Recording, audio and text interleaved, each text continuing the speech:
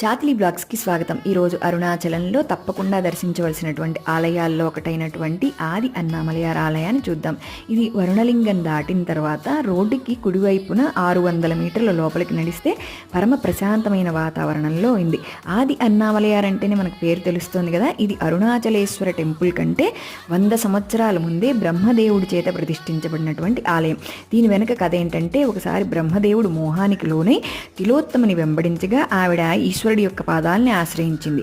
అయినా కానీ బ్రహ్మదేవుడు ఆవిడని వదలకుండా పావురం రూపంలో వెంబడించగా ఈ ప్రాంతంలోనే ఈశ్వరుడు బ్రహ్మదేవుడి యొక్క మోహాన్ని, అజ్ఞానాన్ని తొలగించాడు. దానికి గుర్తుగా బ్రహ్మదేవుడు ఇక్కడ ఈ ఆలయాన్ని ప్రతిష్ఠించి పూజించారనమాట. అలాగే ఈ ఆలయం అరుణగిరికి చాలా దగ్గరగా ఉండడం వల్ల ఇక్కడి నుంచి అరుణగిరిని మనం చూస్తే గజముఖంలో మనకి కనిపిస్తుంది. ఈ ఆలయంలో రాత్రిపూట గంధర్వులు కూడా గానం చేస్తారని చెప్తారు. ఈ ఆలయం అనేక వింతలకు నిలయం. ఈసారి తప్పకుండా దర్శించండి. సబ్స్క్రైబ్.